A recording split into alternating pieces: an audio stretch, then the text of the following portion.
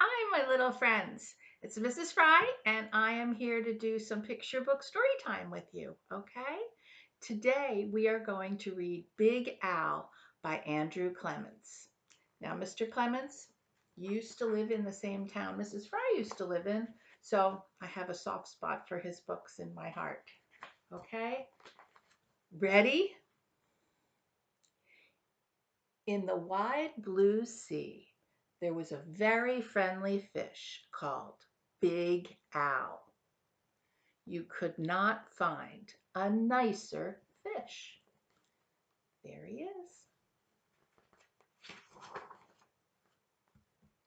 But Big Al was also very, very scary.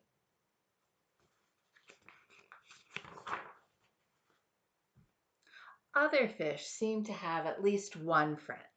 Some had many, but Big Al had none. He didn't really blame the other fish. How could he expect little fish to trust a great big fish with eyes and skin and teeth like his? So Big Al was lonely, and he cried big salty tears into the big salty sea. Poor Big Al. But Big Al really wanted friends, so he worked at it. First, he tried wrapping himself with seaweed. He thought it was a great disguise, but no one else did. Who wants to stop and talk to a floating plant that has big, sharp teeth?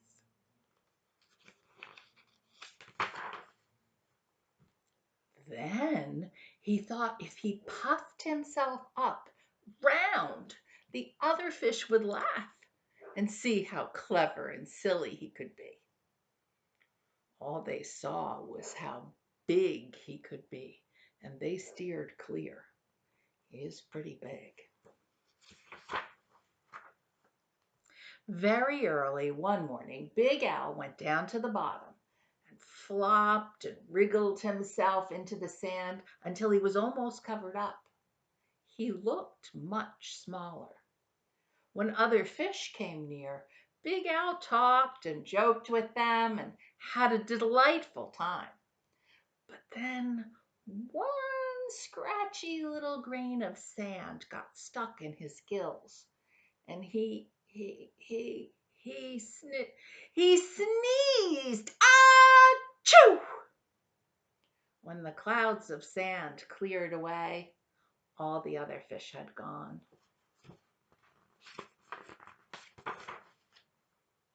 Big Al even changed his color one day so he could look like he belonged to a school of tiny fish that were passing by.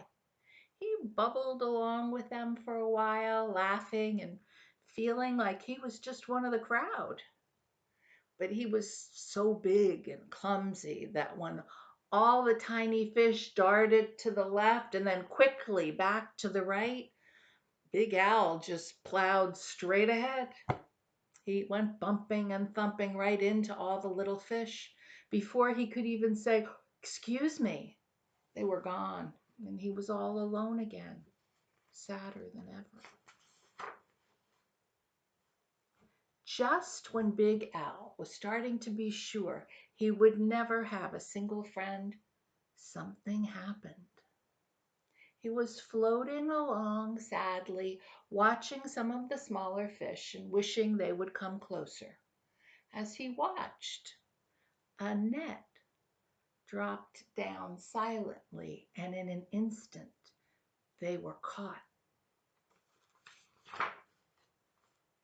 Big Al forgot all about being lonely, and he forgot all about being sad. His eyes bulged out bigger and rounder than ever, and with a mighty flip of his tail, he opened his mouth and charged straight at the net.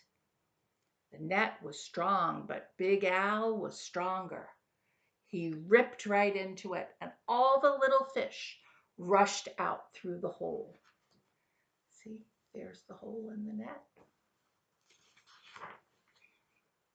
But when Big Al tried to turn around and go out through the hole, he got tangled up in the net. He was stuck. The net went higher and higher toward the bright surface of the sea, and the little fish watched Big Al as he disappeared above them. When the little fish were able to speak again, all they talked about was the huge, wonderful fish that had saved them. How great it was to be free, but what a shame that the big fellow had been captured. Just then, there was a tremendous crashing splash above them, and the little fish dashed away. Was it the net again? Not at all. It was Big Al. Those fishermen had looked at him and threw him right back into the ocean. And now there is one huge, puffy, scary, fierce-looking fish in the sea who has more friends than anyone else. Big Al. And look at that wonderful picture of Big Al swimming around in the ocean with all of his friends. Okay, my friends. It was great to see you today, and I will be back and we'll read another book tomorrow. Thanks a lot. Bye-bye.